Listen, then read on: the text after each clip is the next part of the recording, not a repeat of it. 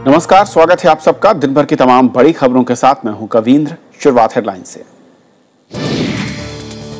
वित्त मंत्री का निवेशकों को भरोसा, 9% की विकास दर के लिए जारी रहेंगे सुधार। अध्यादेशों का विरोध है, अवरोध की कोशिश।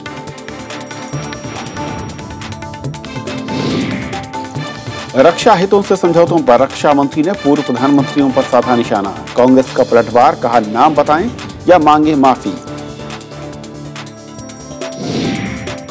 केजरीवाल को चुनाव आयोग से तीसरा नोटिस, बयानों में संयम बरतने की हिदायत। कांग्रेस के घोषणा पत्र में सस्ती बिजली, सस्ती यात्रा। उत्तर प्रदेश विधान परिषद चुनाव में बीजेपी को झटका, 12 सीटों में समाजवादी पार्टी को 8, बीएसपी को 3 और बीजेपी को सिर्फ 1। और अमेरिका से हो सकते हैं परमाणु और रक्षा समझौते, कांग्रेस की तकनीक हस्तांतरण पर बात की मांग। वाम दलों ने कहा बढ़ेगी हथियारों की होड़।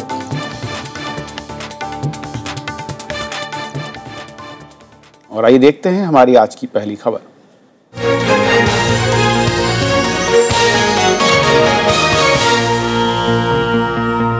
वित्त मंत्री अरुण जेटली का कहना है कि अगले कुछ वर्षों में भारत की विकास दर 9% तक पहुंच जाएगी। दावोस में वर्ल्ड इकोनॉमिक फोरम में उन्होंने निवेशकों से कहा कि सरकार विकास के रास्ते में आने वाली बाधाओं को खत्म करने की पूरी कोशिश कर रही है और निवेश बढ़ाने के लिए सही स्थायी नीतियां और माहौल तैयार कर रही है। वर्ल्ड इकोनॉमिक फोरम में वित्त मंत्री अरुण जेटली ने भारत की अर्थव्यवस्था की भविष्य की तस्वीर पेश की।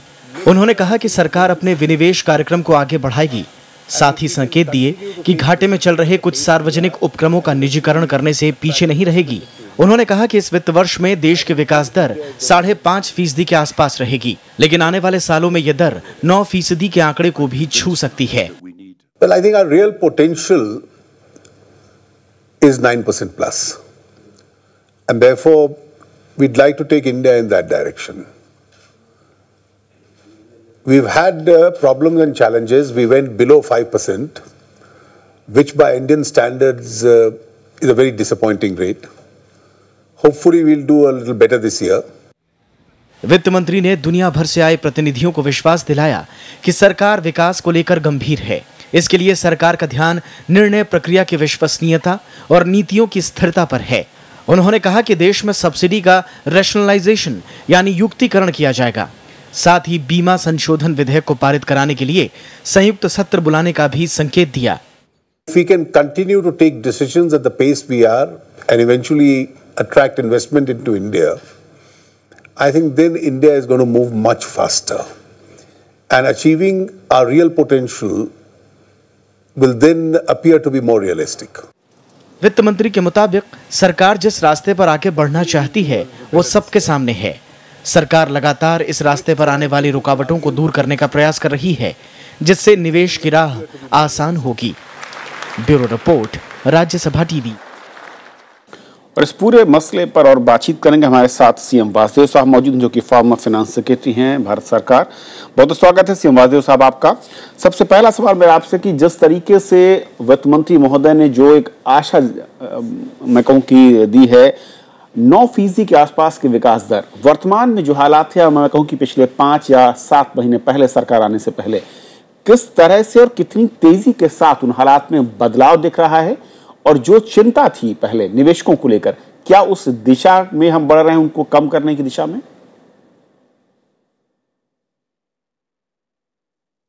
देखिए, अगर ये 9% विकास दर लाने का जो लक्ष्य वित्त मंत्री ने बताया है, उसको पूरा करने में निवेश करना अति आवश्यक होगा। उसके बगैर कोई ग्रोथ नहीं हो सकती है, कोई उन्नति नहीं हो सकती है। और वो निवेश चाहे अपने भारतीय उद्यमी करें, और साथ साथ जो विदेशी निवेश है उस पे ज़्यादा तवज्जो है। अगर भारी मात्रा में विदेशी निवेश आएगा, जितना इन्वेस्टमेंट होगा उतना ही तेज़ी से ग्रोथ होगा।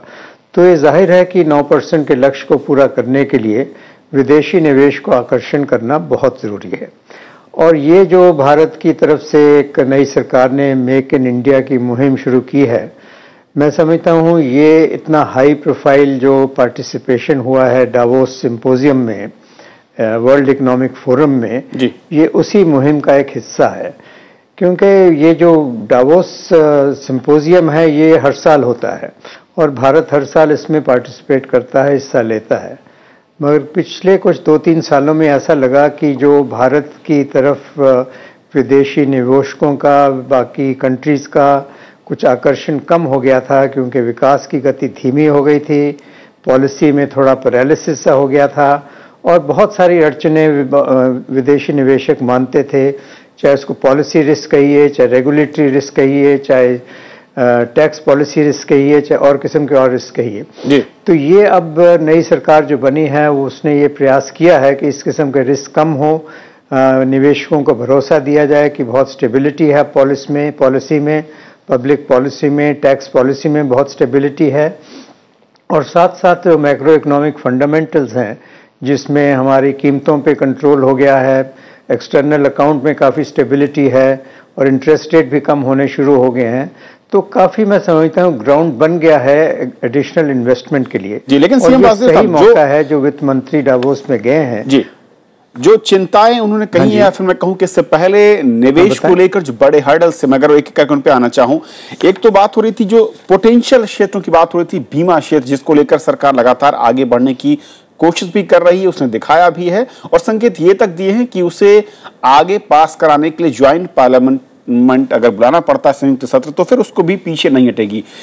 क्या वाकई जिस तरीके से अलग अलग मैं कहूं कि क्षेत्रों में विदेशी निवेश के दरवाजे खोले जा रहे हैं, वहां पर सरकार जिस हद तक जा सकती है, मैं कहूं आखिरी कदम तक, वहां तक अपने आप को स्ट्रेच कर रही है? देखिए, तो काफ़ी दृढ़ संकल्प लगता है सरकार का कि ये जो उन्होंने आर्थिक सुधारों का जो कार्यक्रम शुरू करा है, जिसमें इंश्योरेंस सेक्टर में फॉरेन इन्वेस्टमेंट का लिमिट बढ़ाना या और सेक्टर्स में फॉरेन इन्वेस्टमेंट को आकर्षित करना, तो ये मैं समझता हूँ उसको तो पूरा किसी ना किसी तरीके से सरकार करने का दृढ़ संकल्प कर चुकी है।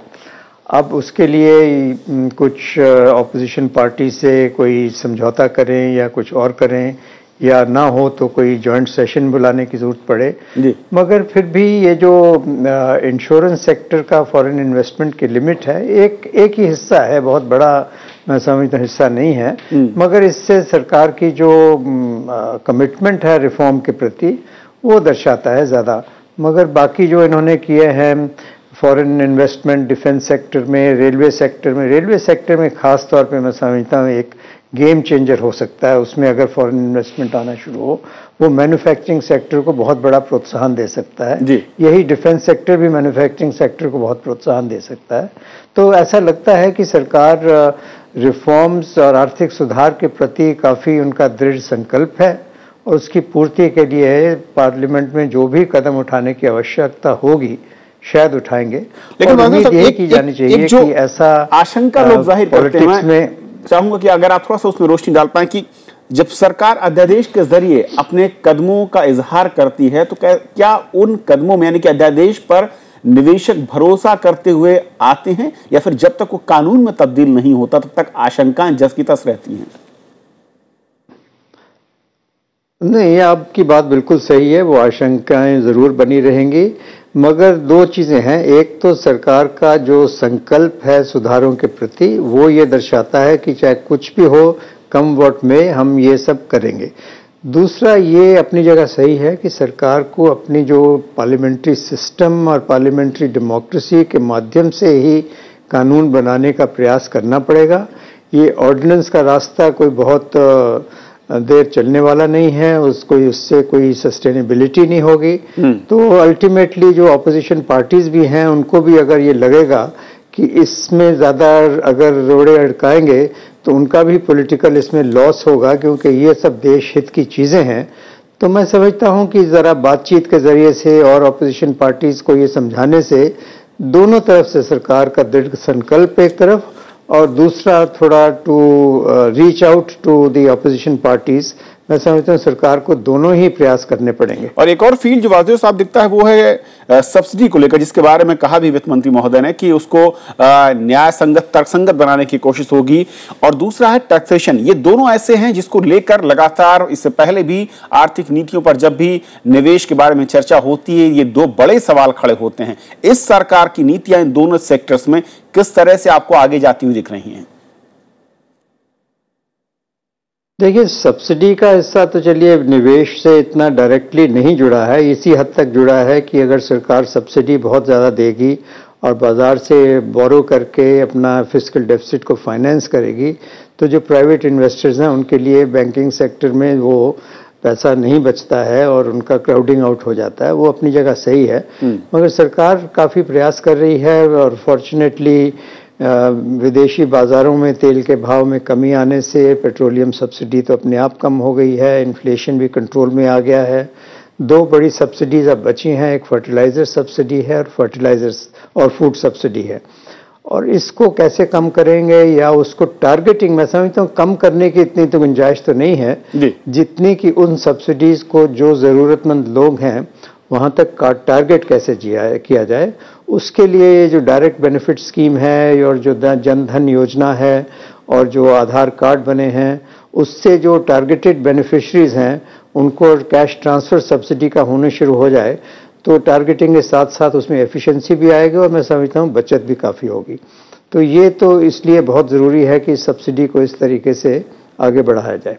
जी, बहुत बहुत शुक्रिया वासुदेव साहब। आपने वक्त की कमी, लेकिन टैक्सेशन को लेकर मैं चाह रहा था कि संक्षेप में बहुत कि किस तरीके से बदलाव, क्योंकि इंटरनेशनल मानक और भारत में काफी अंतर दिखता है। छोटी सी बात कहना चाहूंगा इसमें कि देखिए, टैक्स पॉलिसी में स्टेबिलिटी बहुत जरूरी है। जो भी निवेशक है वो टैक्स देने को तैयार होता है, देना चाहता भी है और सरकार के नियमों के अनुसार देना चाहता है, मगर वो जहां रिस्क मानता है कि आपकी टैक्स स्टेबिलिटी में टैक्सेस में कोई स्टेबिलिटी ना हो, जैसे आपको रेट्रोस्पेक्टिव टैक्सेस में तरमीम करते हैं या ऐसी चीजें करते हैं। अगर आप टैक्स पॉलिसी में स्टेबिलिटी लाएंगे और ये कहेंगे कि हमारी ये टैक्स है, अगले आने वाले सालों में इसमें ज्यादा तरमीम नहीं होगी, तो काफी भरोसा मिलेगा इन्वेस्टर्स को। सीएम वासुदेव साहब, बहुत बहुत शुक्रिया इस पूरे मसले पर हमसे बातचीत करने के लिए आपका। ये थी हमारी आज की पहली खबर। छोटा सा ब्रेक और ब्रेक के बाद दिन भर की दूसरी बड़ी खबरें।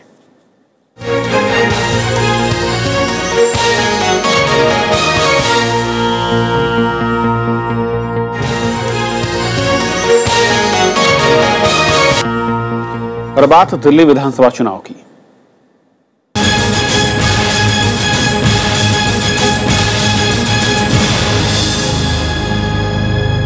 दिल्ली विधानसभा चुनाव के लिए कांग्रेस पार्टी ने अपना घोषणा पत्र जारी कर दिया है। कांग्रेस ने दिल्ली वालों को सस्ती बिजली और मुफ्त सीवर कनेक्शन देने के साथ बुजुर्गों और छात्रों को मेट्रो में रियायती पास देने का भी वादा किया है।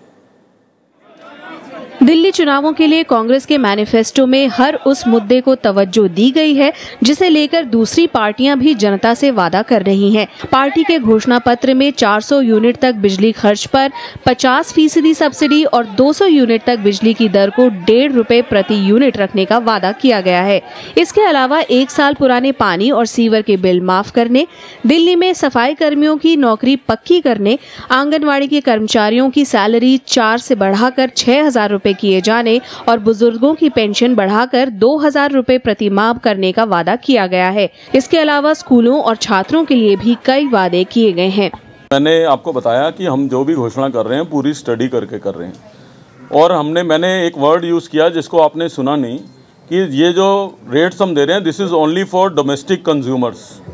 तो डोमेस्टिक कंज्यूमर्स को हम ये रियायतें दे रहे हैं, तो इनको कहाँ कंपनसेट करना है कहाँ नहीं, ये हम डिटेल में बताएंगे आने वाले समय में। कांग्रेस ने कहा कि घोषणा पत्र की बातें सिर्फ वादा नहीं है बल्कि इन्हें पूरा किया जाएगा। देखिए, अगर सुनिए सारी की सारी चीजें एक साथ नहीं होती।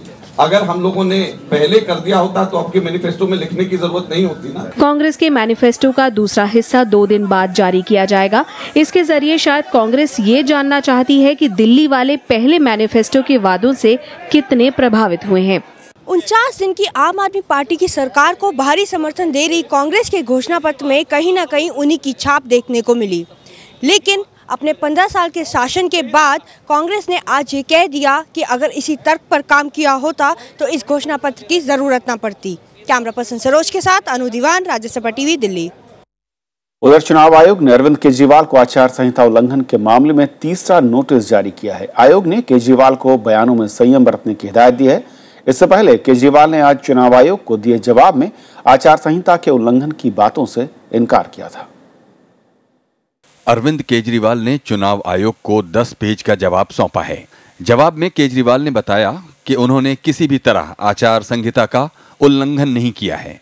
विपक्षी पार्टियां भी इस पूरे घटनाक्रम पर पैनी नजर गड़ाए हैं। बीजेपी और कांग्रेस ने केजरीवाल के बयान से आहत होकर उन पर यह आरोप लगाया था कि वो आचार संहिता का उल्लंघन कर रहे हैं। इलेक्शन कमीशन ने उनको एक नोटिस दिया था ब्राइब लेने वाले कमेंट पे। उस नोटिस को दरकिनार करके उन्होंने दोबारा वैसा ही एक कमेंट किया था और आज वो कह रहे हैं कि मैंने सच्चाई बताया है। वो सच्चाई वीडियो के रूप में उनके एक एमएलए खुद कह रहे हैं कि जब तक हम पैसे और पेय पदार्थ नहीं बांटेंगे तब तक इलेक्शन जीत नहीं सकते हैं। उत्तम नगर की एक रैली में अरविंद केजरीवाल ने वोटरों से कहा था कि जो भी पार्टी पैसा दे आप पैसे ले लीजिए, लेकिन वोट आम आदमी पार्टी को ही दीजिए। बीजेपी और कांग्रेस ने इस बयान पर कड़ी आपत्ति जताई थी। शिकायत के बाद चुनाव आयोग ने केजरीवाल को नोटिस दिया था, जिसकी मियाद शनिवार को शाम 3 बजे खत्म हो रही थी। Bureau report, Rajya Sabha TV.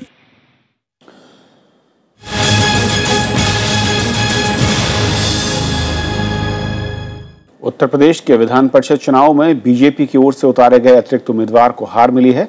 सत्तारूढ़ समाजवादी पार्टी और विपक्षी बीएसपी को कांग्रेस और दूसरे दलों के समर्थन से एक अतिरिक्त सीट पर जीत मिली। विधान परिषद 12 सीटों के लिए हुई वोटिंग में सपा को 8 सीटों पर जीत मिली, जबकि बीएसपी को 3 और बीजेपी को सिर्फ 1 ही सीट पर जीत हासिल हुई। कांग्रेस ने रक्षा मंत्री मनोहर पर्रिकर से अपने बयान पर सबूत पेश करने या फिर माफी मांगने की मांग की है। पर्रिकर ने कहा था कि कुछ पूर्व प्रधानमंत्रियों ने राष्ट्रीय सुरक्षा पर देश की संपदा को लेकर समझौते किए। उन्होंने हालांकि किसी का नाम नहीं लिया था, लेकिन पर्रिकर के इस बयान के बाद सियासी बयानबाजी तेज हो गई है।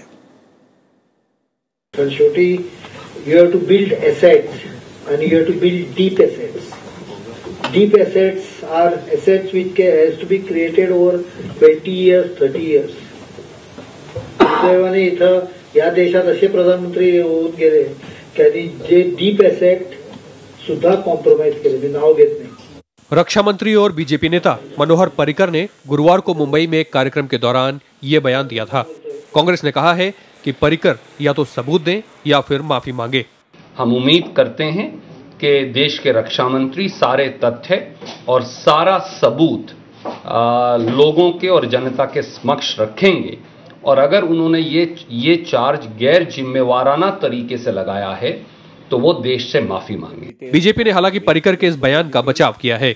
I think it's a known fact that many Congress prime ministers have compromised on national security. This is a fact that is known to the people of the country. It does not require any specific and special elaboration. रक्षा मंत्री ने हाल में पोरबंदर के नजदीक पाकिस्तानी नौका के घुस आने के संदर्भ में ये बात कही थी। उन्होंने हालांकि किसी का नाम नहीं लिया था। Bureau report, Rajya Sabha TV. प्रधानमंत्री नरेंद्र मोदी और अमेरिकी राष्ट्रपति बराक ओबामा के बीच शिखर वार्ता के पहले दोनों देश परमाणु समझौते को लागू करने की शर्तों पर सहमति बना लेना चाहते हैं, और अगर ऐसा हुआ तो ये ओबामा के लिए एक बड़ी उपलब्धि होगी। साथ ही भारत में भी इसके बाद परमाणु रिएक्टर लगाने की गति तेज हो जाएगी। भारत अमेरिका परमाणु समझौते को लागू करने और परमाणु दायित्व में नरमी लाने के लिए दोनों देशों के प्रतिनिधियों की लंदन में बैठक चल रही है। भारत ने अमेरिका को आश्वस्त किया है कि दायित्व की राशि को नियमों में फेरबदल करके कम किया जा सकता है। We can provide assurances to our partners in the United States of any concerns that they may have, either through their vendors or their lawyers. That's the discussion that is right now taking place in London. 2 previous meetings have been held, one in Delhi, one in Vienna. परमाणु दायित्व कानून में दुर्घटना होने पर परमाणु संयंत्र के सप्लायर सीधे तौर पर जिम्मेदार होंगे। अमेरिका चाहता है कि यह जिम्मेदारी ऑपरेटरों की होनी चाहिए, जो भारत या किसी अन्य देश की निजी या सरकारी कंपनी होगी। अमेरिका ने न्यूक्लियर सप्लायर्स ग्रुप की सदस्यता में मदद करने का आश्वासन दिया था, लेकिन उस पर अभी तक कोई बात नहीं बन पाई है। India and the United States have previously also agreed that the United States will support India's quests for membership of the NSG. We are in discussions on that, how to actualize that. Bharat और America के बीच परमाणु संयंत्रों की निगरानी का मसला भी अभी नहीं सुलझा है। भारत अपने असैनिक परमाणु संयंत्रों पर IAEA की निगरानी के अलावा किसी और की निगरानी नहीं चाहता, लेकिन अमेरिका अपने उपकरणों और ईंधनों की सप्लाई के उपयोग की पूरी जानकारी चाहता है। अखिलेश सुमन, राज्यसभा टीवी। एनडीए सरकार अमेरिका से रिश्तों को लेकर आगे बढ़ रही है, लेकिन सरकार की इन कोशिशों को विपक्षी दलों का विरोध भी झेलना पड़ सकता है। वाम दलों ने जहां अमेरिका से रक्षा सामरिक समझौते का विरोध करने का ऐलान कर दिया है, वहीं कांग्रेस ने कई शर्तें रखकर सरकार की परेशानियां बढ़ा दी हैं। राष्ट्रपति बराक ओबामा की यात्रा के दौरान दोनों देश 2005 के हथियार खरीद समझौते पर नए सिरे से बातचीत करेंगे। समझौते के बाद अमेरिका ने भारत को $10 बिलियन के हथियार बेचे थे। सूत्रों के मुताबिक प्रधानमंत्री नरेंद्र मोदी ने रक्षा मंत्रालय को इसका प्रस्ताव तैयार करने को कहा है। घटक दलों के दबाव के बाद यूपीए सरकार ने ये समझौता ठंडे बस्ते में डाल दिया था। हमारी आपत्ति पहले जब मनमोहन सिंह साहब ये काम किए थे वो यही था कि इससे हमारे लिए फ़ायदा क्या है, इससे क्या नतीजा निकलेगा। हम ये नहीं चाहते कि भारत जो है एक अमेरिका और यूएसए का एक एलाई बने इस रीजन में जो अपने हित में ना हो। तो ये बात की स्पष्टीकरण आज भी नहीं है। वाम दल इन समझौतों से क्षेत्र में हथियारों की होड़ बढ़ने की आशंका जता रहे हैं। ओबामा की यात्रा के दौरान दोनों देश रक्षा तकनीक हस्तांतरण समझौते पर हस्ताक्षर कर सकते हैं। अमेरिका और भारत के लड़ाकू विमान और पोतों को एक दूसरे के बेस इस्तेमाल करने देने वाले समझौते पर भी सहमति बन सकती है। इस समझौते के बाद भारत अमेरिका के कई सैटेलाइट इस्तेमाल कर पाएगा। उधर कांग्रेस पार्टी ने अमेरिका से तकनीक हस्तांतरण का समर्थन किया है। पार्टी ने कहा है कि वीजा शुल्क रक्षा सहयोग के साथ तकनीक हस्तांतरण का मुद्दा उठाया जाना चाहिए। There will be an agreement on the visas. That should be the second agreement to be expected as a positive outcome. The third is the transfer of technology, particularly for defense manufacturing in India. Congress ने pharma sector में बौद्धिक संपदा अधिकार के मुद्दे पर चिंता जताई है। साथ ही असैन्य परमाणु समझौते पर बीजेपी के बदले रुख पर संतोष जताया है। श्याम सुंदर के साथ विशाल दहिया, राज्यसभा टीवी। 14 साल से भूख हड़ताल पर बैठी इरोम शर्मिला को मणिपुर की एक सत्र अदालत ने रिहा कर दिया है। अदालत ने कहा कि शर्मिला के खिलाफ आत्महत्या की कोशिश की बात साबित नहीं हुई। अपनी रिहाई के बाद राज्यसभा टेलीविजन से इरोम शर्मिला ने खास बातचीत की। उनका कहना था कि अफसपा यानी कि armed forces special powers act के खिलाफ उनका संघर्ष जारी रहेगा। हमसे बातचीत में शर्मिला ने सरकार से अपील की है कि इस कानून को फौरी तौर पर खत्म किया जाए। Irom Sharmila, can you hear me? Yes. How do you want to react to your release? I think it is a right decision of the court. The decision is rightful. How would you want to go ahead with your fight?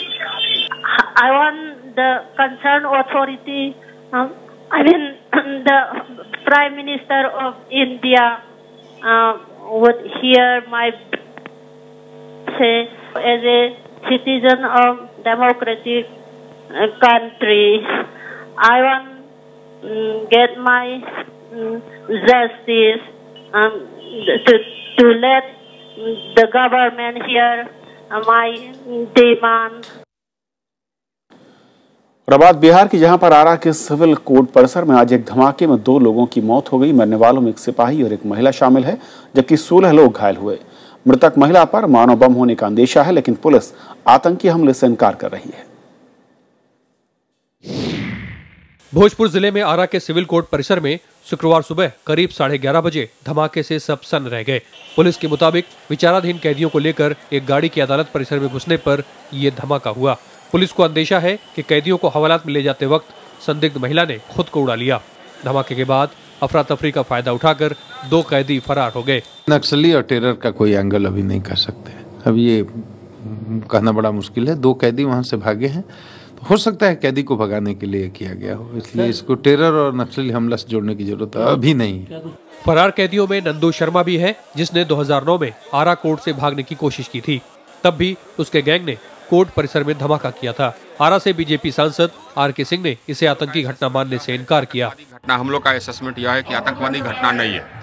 ये घटना प्रमा facie ये लगता है कि कैदी को भगाने के लिए किया गया। आरा में धमाके के बाद पटना सिविल कोर्ट में भी सुरक्षा बढ़ा दी गई है। पटना सिविल कोर्ट की हवालात में मोबाइल फोन, सिम कार्ड और खाने का सामान मिलने के बाद 5 पुलिस वालों को निलंबित कर दिया गया है। Bureau report, Rajya Sabha TV. 26 जनवरी को होने वाली गणतंत्र दिवस परेड से पहले आज फुल ड्रेस रिहर्सल की गई। अमेरिकी राष्ट्रपति बराक ओबामा इस बार गणतंत्र दिवस परेड के मुख्य अतिथि होंगे। वो 25 जनवरी को दिल्ली पहुंचेंगे। ओबामा की सुरक्षा को लेकर दिल्ली, एनसीआर और पड़ोसी राज्यों में कड़ी चौकसी बरती जा रही है।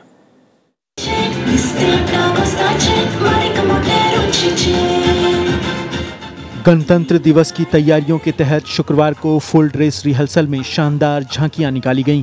राजपथ पर सेना के जवानों ने अनोखे करतब से सबको हैरान कर दिया। थल सेना, वायुसेना और नौसेना की झांकियों ने भी दर्शकों का मन मोह लिया। लेकिन परेड की फुल ड्रेस रिहर्सल की वजह से राजधानी दिल्ली में कई रास्तों पर जाम लगा। दिल्ली पुलिस ने 26 जनवरी की परेड के लिए भी रूट में कई बदलाव किए हैं। इसके मद्देनजर परेड के रास्तों पर गाड़ियों की आवाजाही सुबह 5 बजे से ही बंद कर दी जाएगी। 26 तारीख को ये सुबह 5 बजे से ही राजपथ बंद हो जाएगा और बाकी पूरा जो इलाका है वो भी सैनिटाइज हो जाएगा। उसमें भी किसी भी तरह की गाड़ी जिसमें लेबल नहीं लगा है, जैसे मैंने एक्सप्लेन किया, बिना लेबल की गाड़ी को अलाउड नहीं होगा। इस बीच अमेरिकी राष्ट्रपति बराक ओबामा की यात्रा के मद्देनजर राजधानी दिल्ली को किले में तब्दील कर दिया गया है। नो फ्लाई जोन का दायरा बढ़ाने के साथ ही दिल्ली, एनसीआर और पड़ोसी राज्यों में सुरक्षा कड़ी कर दी गई है। इस बार नो फ्लाई जोन का दायरा 300 किलोमीटर से बढ़ाकर 400 किलोमीटर कर दिया गया है। बराक ओबामा को आगरा भी जाना है। इसी के मद्देनजर 40 सदस्यीय अमेरिकी सुरक्षा विशेषज्ञों के दल ने यहाँ के सुरक्षा इंतजामों का जायजा लिया। We will welcome him in the spirit of Atithi Dev Bhav and with full security, foolproof security will be provided. उधर ओबामा के दौरे के मद्देनजर जम्मू कश्मीर में अंतर्राष्ट्रीय सीमा के नजदीक भी 1200 अतिरिक्त जवानों को तैनात किया गया है। Bureau report, Rajya Sabha TV. खबरों के आज के सफर में इतना ही, लेकिन जाते जाते छोड़ जाते हैं देश और दुनिया की कुछ और बड़ी खबरों के साथ। नमस्कार। असम के मुख्यमंत्री तरुण गोगोई ने शुक्रवार को अपने मंत्रिमंडल में बड़ा फेरबदल किया। मंत्रिमंडल में 11 नए कैबिनेट मंत्रियों को जगह दी गई है, जबकि 3 राज्य मंत्रियों को स्वतंत्र प्रभार मिला। नए मंत्रियों को राज्यपाल पद्मनाभ बालकृष्ण आचार्य ने शपथ दिलाई। तमिलनाडु कांग्रेस कमेटी ने आज पूर्व कैबिनेट मंत्री पी चिदम्बरम के बेटे कीर्ति चिदम्बरम को पार्टी विरोधी बयान के लिए कारण बताओ नोटिस जारी किया है। कीर्ति से पार्टी विरोधी बयान और नेता कामराज के खिलाफ बयान पर सफाई मांगी है। स्वाइन फ्लू से महाराष्ट्र में 1 और गुजरात में 5 लोगों की मौत हो गई है। इस बीच दिल्ली में स्वाइन फ्लू के 18 नए मामले सामने आए हैं। तेलंगाना में स्वाइन फ्लू से अब तक 19 लोगों की मौत हो चुकी है। संयुक्त राष्ट्र महासचिव बान की मून ने यूएन के एक सलाहकार समिति समूह में शामिल 7 विशेषज्ञों में भारतीय विद्वान सरस्वती मेनन को भी नामित किया है। ये समूह विश्व निकाय के शांति स्थापना मिशन के लिए नीति बनाने के साथ उसकी निगरानी भी करेगा। सऊदी अरब के शाह अब्दुल्ला बिन अब्दुल अजीज का आज निधन हो गया। उनकी जगह सलमान बिन अब्दुल अजीज अल सौद को नया सुल्तान बनाया गया है। अब्दुल्ला के निधन पर राष्ट्रपति और प्रधानमंत्री ने दुख जताया है। कारोबारी हफ्ते के आखिरी दिन बाजार में जोरदार तेजी दर्ज की गई। निफ्टी आज पहली बार 8,800 के पार जाने में कामयाब हुआ। 74 अंक की बढ़ोतरी के साथ ये 8,836 के स्तर पर बंद हुआ।